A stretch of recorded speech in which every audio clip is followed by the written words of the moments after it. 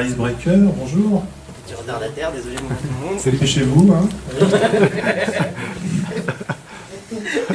Alors, bienvenue, hein. Prenez place, il y a de la place. Vous avez à manger en plus. Alors, moi je vais vous parler d'accompagnement client. Alors, l'accompagnement client, c'est sûr que ce dont je vais vous parler, c'est issu d'une expérience. Donc c'est en aucun cas, il ne faut pas du tout prendre ça en parole d'évangile. Hein. Et puis l'objectif, avant tout, c'est de pouvoir créer la discussion sur un certain nombre de points. Vous allez voir, il y a un certain nombre de points que j'aborde. J'aborde pas tout, hein. J'aborde ce qui me semble pour moi essentiel. Donc voilà, après ces précautions oratoires, voilà, on va pouvoir commencer. Alors, je vais d'abord me présenter parce que si je vous parle d'accompagnement client, il y a une explication à la baguette de pain. Je vais d'abord me présenter parce que si je vous parle d'accompagnement client, il faut que je vous parle un peu de mon parcours, comme ça vous allez saisir un peu dans quel contexte j'ai été amené en fait à rencontrer des clients et ensuite donc à les gérer et à les accompagner. Alors depuis 2001 en fait, je fais des sites internet sur mesure. Donc ça fait maintenant 12 ans que je suis dans le développement de web sur mesure. Au fur et à mesure des années qui ont passé, donc j'ai eu affaire à beaucoup de clients, divers et variés. Alors évidemment, au début, on travaille avec des locaux, des régionaux, ceux qui sont à gauche, pardon. Ouais. Et puis après, des fois, au fur et à mesure des années qui passent, on est amené à travailler au niveau national avec, donc c'est le petit-déj pareil. Mais il y a toujours une baguette et puis un croissant. Il y a une explication de tout ça.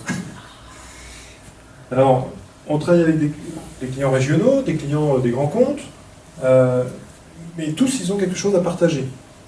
Une expérience particulière, et l'objectif, c'est de faire bénéficier de cette expérience de chacun de ces clients à tous nos clients.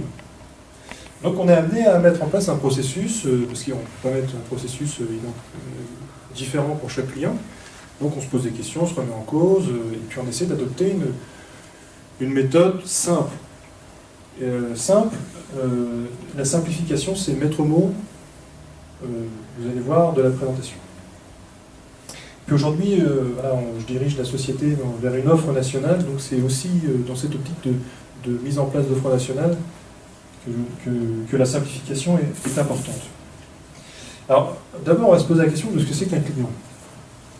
Alors, d'abord, un client, il y a des invariants en fait dans la notion de client. Qu'on vende des sites internet ou des pâtisseries, il y a des choses qui sont identiques. D'abord, je vais vous expliquer un petit peu les différents points qui sont identiques. Et je vais vous expliquer aussi pourquoi j'ai souhaité parler de baguettes de pain et des croissants, vous allez voir tout ça, parce que j'ai souhaité parler d'accompagnement client plutôt que de relation client, parce que l'accompagnement, ça me semble être quelque chose de beaucoup plus naturel. Et dans l'accompagnement, il y a le terme de compagnon. Donc le client, au fur et à mesure, quand on travaille avec le client, ça devient plus qu'un client avec une hiérarchie, une subordination. Il y a vraiment des liens qui se tissent. Et comme chacun le sait, le mot compagnon vient de pain, donc c'est pour ça que vous avez du pain un peu partout, disséminé dans la présentation, du pain à partager, du pain qu'on pétrit ensemble, qu'on fabrique, et puis qu'on partage petit à petit, au fur et à mesure que la production est bonne. Alors, il y a aussi une autre raison, c'est parce que j'aime bien manger, et puis c'est aussi intimement lié à l'offre de service qu'on est en train de mettre en place en ce moment. Alors, j'insiste sur le service parce qu'un client, c'est mettre en relation... Enfin, il y a un besoin, alors lui, il a un gros besoin. Il y a un savoir-faire, alors ça, c'est les développeurs, là, généralement, là, qui sont au fourneau. Et puis, entre les deux, il y a le service. Il y a ce comme on dit. Le service, il faut généralement s'occuper de son client et être au garde à vous. Mais, vous allez voir, le garde à vous, il peut être aussi dans les deux sens. Parce qu'en fait, ce qui est un peu compliqué, et ça je vous parle vraiment en connaissance de cause, l'accompagnateur, il est entre le marteau et l'enclume. Il est entre le client et le technicien. Et il faut réussir à faire en sorte que les deux univers se croisent, mais pas trop quand même. Parce que le développeur ou le technicien, quand il fait vraiment une présentation, quand il participe à un rendez-vous client, des fois il a envie de sauter à la tête du client parce que le client il demande des choses aberrantes selon lui. Et puis le client, s'il va dans l'antre des développeurs, il peut avoir peur aussi. Donc il y a vraiment besoin d'un sas entre les deux, entre le client et le technicien, et c'est l'accompagnateur client. Alors, je parle de marteau et l'enclume, mais il faut réussir à trouver justement quelque chose qui nous fait plaisir là-dedans. Donc, ce qui fait plaisir, c'est qu'on éduque le client. Donc on a vraiment un rôle d'accompagnement, d'éducation au client. Et puis, on explique aussi aux développeurs les différents enjeux que le client soumet. Donc cette passerelle, elle est double. Alors, on peut effectivement avoir des invariants que l'on vend des pâtisseries ou des sites internet, mais il y a des spécificités dans le web quand même. Donc là, je vais les expliquer. D'abord, quoi qu'on en dise, un client, et même s'il ne le sait pas, même s'il ne veut pas le reconnaître, il est là-dedans, finalement, dans ces trois cases. Il croit des choses, il méconnaît ou il ignore.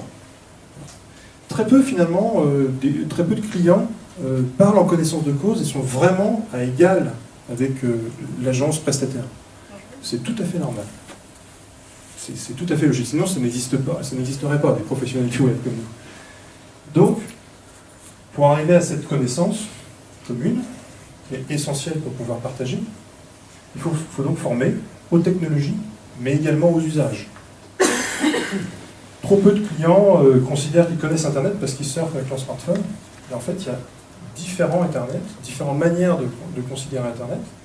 Et il faut donc, lui, faire découvrir les différentes facettes d'Internet. Alors, c'est tout à fait normal de méconnaître le monde du web. Hein. Moi, quand j'ouvre le capot de ma bagnole, un moteur, j'y connais rien. Par contre, j'ai un super garagiste qui m'explique bien les choses. C'est un peu la même chose. Il y a une autre spécificité du web, c'est que c'est très rapide. Il y a une rapide évolution dans le domaine du web, que ce soit au niveau technologique, donc vous avez pu le constater ces dernières années, ces derniers mois, avec les frameworks, les préprocesseurs, le responsive web design, qu'au niveau des usages, smartphone, tablette, paiement en ligne, le sans contact, les réseaux sociaux, tout ça évolue très rapidement, peut-être trop, bon ça c'est peut-être un autre débat, mais toujours est-il que ça nécessite une veille. Et forcément, l'accompagnateur client, il est obligé de rester en contact avec ses techniciens, ses développeurs. Être au courant de ce qui se passe, éventuellement de ce qui est en train de naître, parce qu'on ne peut pas vendre sans bien connaître. Et cela conditionne aussi la relation avec le client.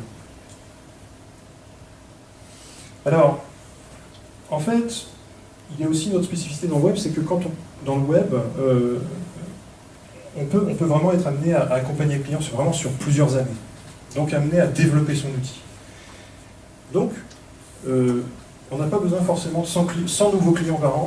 Il suffit de faire croître et développer les clients convenablement. Et après, on choisit ses clients. Je dis que c'est peut-être c'est une manière de concevoir les choses, mais honnêtement, gérer 36 000 clients, moi, ça me... Je préfère vraiment les accompagner durablement, d'autant que ça justifie la veille. Quand on fait beaucoup de veille, on est amené à évangéliser tous nos clients un par un et à les faire progresser tous ensemble. Alors, première chose, hein, évidemment, ça vous le savez, c'est écouter le client. Pas trop quand même, mais l'écouter d'abord. C'est la première chose. Si on n'a pas cette humilité dans ce métier, on ne peut vraiment pas être amené à vraiment considérer le métier de son client. Écouter, mais aussi faire parler. On fait jamais trop parler le client. Parce que ça permet de cerner ses besoins. Alors, cerner ses besoins, c'est-à-dire ce qu'il exprime verbalement, hein, clairement, des fois avec son cahier des charges, c'est bien, mais surtout déceler les points de blocage. Ce que le client n'arrive pas à verbaliser, première chose, mais aussi ce dont le client n'a pas conscience. Et ça, il y a beaucoup de choses. Voilà. Donc on est vraiment des accompagnateurs, je dirais même des accoucheurs. Le client, il faut vraiment lui poser un certain nombre de questions comme un psy, c'est pour ça que j'ai mis une petite photo de psychologue qui va faire, voilà, qui va faire parler, et puis de temps en temps il va dire mais en interne, vous avez de la ressource humaine pour faire ça? Parce que c'est vrai que c'est bien, c'est une bonne idée, mais il faut quand même quelqu'un qui produise le contenu. Ou il faut quand même quelqu'un qui fasse ça. Donc on va suggérer, on va faire un petit peu de maïeutique. Ensuite, ça va dans l'autre sens, il faut aussi expliquer. Expliquer et vulgariser les bonnes pratiques. Les bonnes pratiques du web. Hein. Donc, par exemple, ici, bien acquis, le bruit de jamais, ça c'est quelque chose de très républicain, mais il y a aussi des choses à expliquer dans le web. Alors on donne des exemples, ce qui a marché, ce qui n'a pas marché, on parle avec son client de ses propres habitudes, de ses propres cas d'utilisation. Sur le blog, il faut parler de ce qu'on fait. Si vous avez un blog, il faut parler de ce que vous avez fait, expliquer, prendre du recul sur la manière dont vous avez procédé. Et puis mettre en place des études de cas. Parce que c'est un bon moyen pour s'exercer, soi-même, à expliquer. Savoir faire une chose, c'est une chose. Savoir l'expliquer, c'en est encore une autre, c'est un cran au-dessus. Vraiment, on acquiert de la compétence. Et après, on a plus de facilité à l'expliquer au client, puisqu'on est vraiment en mesure de l'expliquer convenablement. Alors ça, c'est vraiment quelque chose d'important. Au fur et à mesure du nombre de projets que j'ai réalisés avec des clients, simplifier, c'est vraiment quelque chose d'essentiel aujourd'hui. Donc là, c'est un petit dessin humoristique, on a tous connu ça, le client qui arrive, enfin le prospect qui arrive avec son cahier des charges qui fait 200 pages. On a juste envie de lui dire, écoutez, c'est très bien votre cahier des charges, regardez ce que je vais en faire, poubelle. Bon. On rêve tous de le faire. Ça serait même très éducatif. Mais bon, après, ça c'est déjà fait. Ça c'est déjà fait, voilà. Mais après, c'est un peu difficile en rame après pour expliquer. Mais ceci dit, il y a d'autres manières de faire comprendre au client qu'un cahier des charges de 200 pages, ça ne sert à rien. Déjà parce que la plupart du temps, quand il nous le présente, il est en train déjà de nous dire qu'il n'est pas à jour. Donc, on commence à lui montrer, à lui dire, oui, ceci dit, qu'est-ce qu'on fait alors? J'attends qu'il soit à jour. Et puis après, on lui met directement une proposition. Il dit, écoutez, ce qu'on va faire, c'est qu'on va penser une version 1 du site. Une version 1 plus simplifiée, beaucoup plus simplifiée. On va enlever les choses, à la rigueur, on priorise ce qui vous semble, tous les points qui vous semblent importants. Et on fait une version 1 avec l'essentiel de l'essentiel. Alors, bon, il commence à émettre l'idée, ouais, c'est pas mal, pourquoi pas, mais alors, qu'est-ce que ça va apporter? Et les choses qui tuent, c'est que premièrement, vous allez mettre en prod plus rapidement. C'est pas mal ça. C'est intéressant de mettre en prod plus rapidement. Deuxièmement, ça va coûter moins cher. C'est intéressant ça aussi. Et puis ensuite, vous allez pouvoir bénéficier des retours utilisateurs sur la version 1. Alors là, du coup, on commence vraiment à conquérir le client. C'est-à-dire qu'on va l'amener dans un processus d'agilité. Jean-Luc, je ne sais plus où est-ce qu'il est parti. Jean-Luc, il est là. Alors, on commence tout de suite à lui faire comprendre qu'il faut être agile et un peu plus souple, voilà, plutôt qu'être rigide, pour arriver à gérer un projet qui va évidemment être amené à se faire sur le long terme. Alors pour ça, il faut aussi parler le même langage avec le client. Donc il faut aussi savoir ce que c'est qu'une entreprise. Une entreprise, c'est des chiffres, surtout en période de crise, comme actuellement, il faut savoir, il faut lui dire, oui, écoutez, j'ai compris, votre entreprise, il faut qu'elle rentre de l'argent. Donc on va parler avec les mêmes outils. Donc il faut être bien équipé, avoir des statistiques, je parle de Google Analytics, Google AdWords, l'A/B testing, tout ça, tout ce qui permet de faire du concret et faire en sorte que le client comprenne, voilà, les chiffres, ça parle. Il faut aussi que le client communique sur les chiffres de son entreprise. Parce que si je lui présente des chiffres sur ce qu'on fait, il faut aussi qu'il me présente les chiffres qu'il réalise. Pour savoir si les clients que je lui envoie, ils sont qualifiés, comment se passe la production, est-ce qu'il y a des choses qui bloquent dans son entreprise elle-même, pour essayer de le résoudre. Donc ça va vraiment dans les deux sens. On n'a pas l'impression de violer les clients quand on lui montre ce genre de questions. Parce qu'on se met à nu, et il se met à nu, on pas imaginer tout ce qui se passe après, mais l'idée c'est vraiment de parler clairement, franchement. Hein, quand on parle d'accompagnement client, on se prend la main et puis on travaille ensemble. Là, on va rentrer un petit peu plus dans le vif du sujet, parce que moi, ce qui me semble important aujourd'hui, c'est parler de tout ce qui va faciliter un accompagnement durable. Et la première chose à faire, pour moi, à mon sens, c'est de mettre en place des contrats de maintenance. J'ai mis 3 étapes pour ces contrats de maintenance, parce que, évidemment, c'est difficile à mettre en œuvre. C'est difficile parce qu'il faut gagner vraiment la confiance du client. C'est pour ça qu'il faut que dès le départ, le client, il faut qu'il ait la notion de contrat de maintenance. Donc dès le départ, quand vous créez un site, il faut mettre un contrat de maintenance. Mais pas pour faire joli, il faut lui expliquer. Donc, première étape, on fait un contrat de maintenance qui permet de sécuriser, et puis d'être réactif. Donc on lui explique au client que pour répondre rapidement à ses besoins, il faut qu'on ait du temps disponible. Qu'il faut mettre à jour régulièrement les frameworks quand il y a des failles de sécurité. Donc, il faut que même, sans qu'on le prévienne, s'il y a une faille de sécurité, on puisse mettre à jour rapidement son site internet, parce qu'il est en danger. Et finalement, quand on passe d'abord dans ce principe de sécurité, de réactivité, ça passe.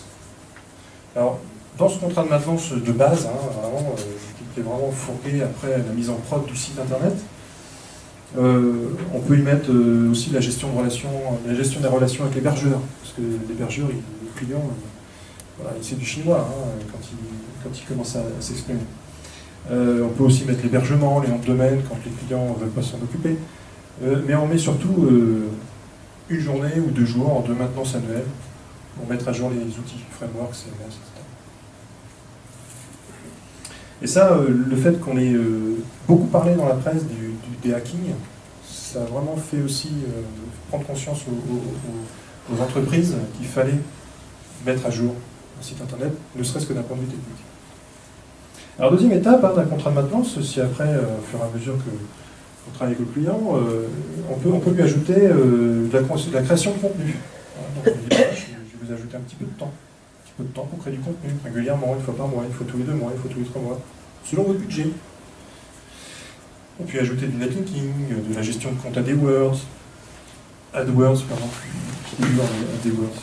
On peut faire des analyses de comportement sur le site, des rapports, etc. Et de plus en plus, après, faire des rendez-vous réguliers avec le client pour lui proposer de plus en plus de choses. Alors, c'est quoi le but, l'objectif? Évidemment, c'est d'améliorer le fonctionnement du site, mais aussi d'ajouter des fonctionnalités. Donc là, on commence à travailler dans ce contrat de maintenance dans une perspective de développement, d'accompagnement durable. Voilà, on va voir le client régulièrement pour lui demander si ça va, si ça se passe bien, peut-être si on faisait ça, ce serait mieux, etc.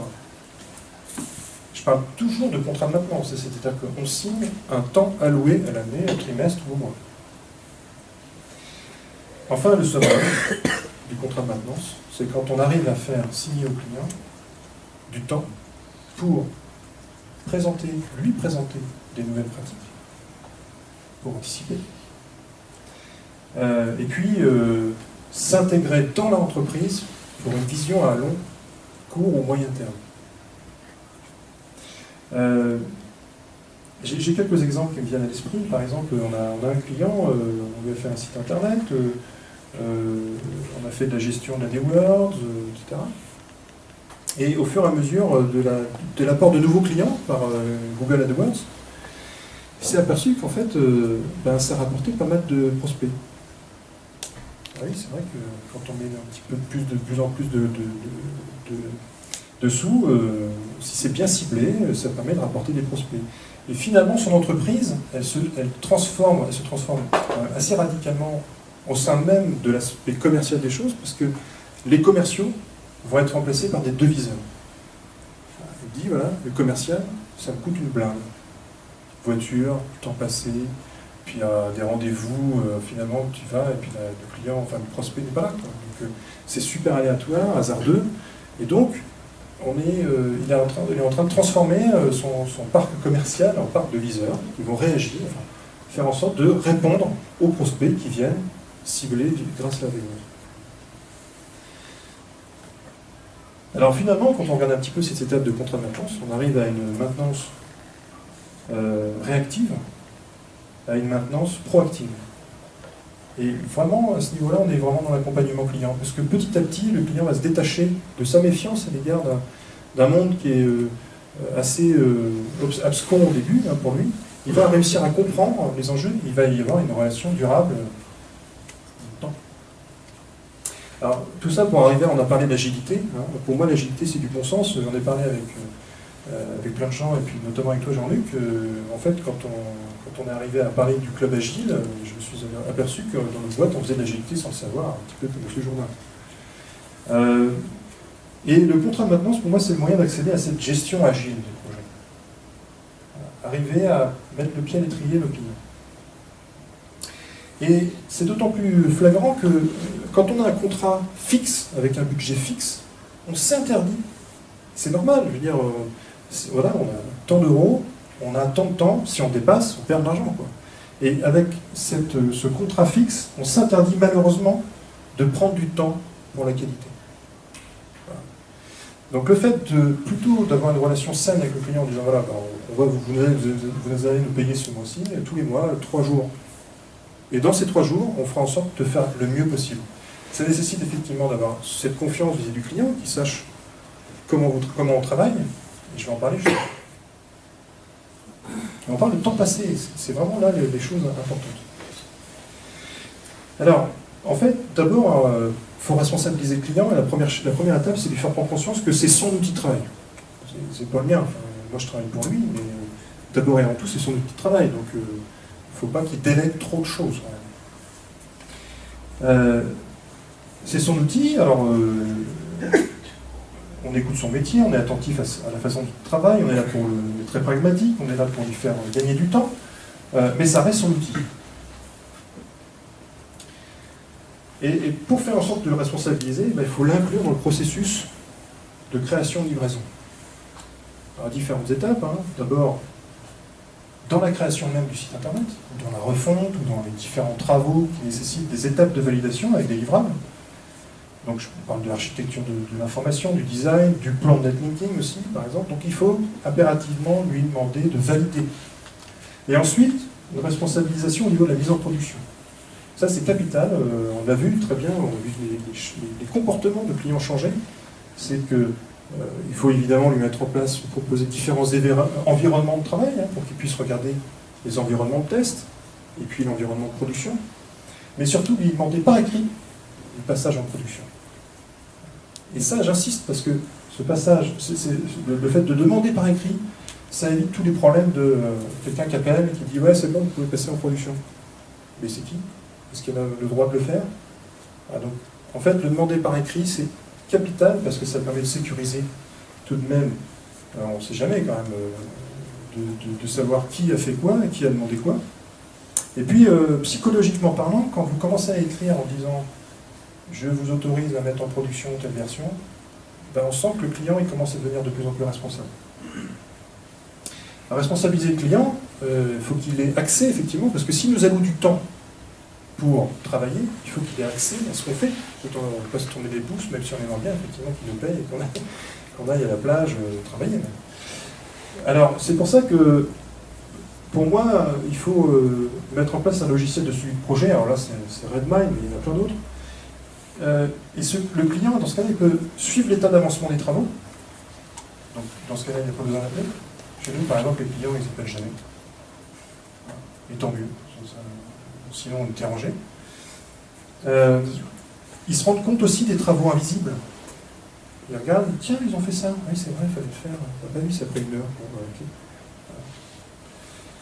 okay. Et puis aussi, le client peut être force de proposition. Du coup, on l'inclut dans le projet. Il ajoute une idée. Alors, on lui dit, vous ajoutez une idée. Hein. On en discute. Hein. C'est pas impératif. Le client, oui, il peut être force de proposition, mais toute l'équipe aussi en dans l'agence. Et là, on se rend compte que le projet il devient vraiment collaboratif. Et alors là, je voudrais enfin vous parler du réflexe non, parce que c'est quelque chose qu'on essaie de cultiver dans l'agence. Le réflexe non, c'est dès qu'on voit un client arriver, déjà on se met un gros warning, on dit non. Non, non, non. On va pas faire ce qu'il nous dit. C'est trop... Alors évidemment, je ne vous parle pas du prospect qui arrive et qu'il faut convaincre, hein, parce qu'il faut aussi avoir une part commerciale. Le prospect qui arrive, il nous présente son projet, 36 000 choses à faire, etc. On ne va pas tout de suite lui dire non, tu sors. Alors, par contre, au fur et à mesure que la confiance a été gagnée avec le client, on peut se permettre d'avoir cette attitude-là. C'est-à-dire une attitude franche, sincère, et même à la rigueur forcée. Moi j'aime bien forcer sur le nom. C'est pour ça que vous avez vu, il y a un petit podium. Donc la médaille de concours quand même sur le nom. Alors pourquoi ce nom il est important? C'est parce qu'il faut faut se forcer et se mettre dans une démarche de réflexion. Le nom, c'est très bien, hein, le nom c'est de la liberté. Quoi, hein. Dire non, aujourd'hui, c'est être libre. Ça l'a toujours été. Quand on est capable de tout accepter, c'est quand on commence à être de moins en moins libre. Et le fait de dire non, c'est rentrer dans une démarche de réflexion. Et puis ça permet de remettre en cause le client. Le client n'a pas toujours raison. Et ça permet de se poser la question d'utilité aussi. C'est beaucoup plus facile de dire oui. Donc si on se force à dire non, on va déjà se mettre dans une position de réflexion. Pourquoi se mettre dans une position de réflexion? C'est parce qu'il faut se poser les bonnes questions, se dire est-ce que ça va vraiment être utile? On en parle, c'est bien, c'est super, mais est-ce que ça va vraiment être utile? Est-ce que vous allez gagner de l'argent? Est-ce que ça va être utile pour les utilisateurs? Se reposer les bonnes questions.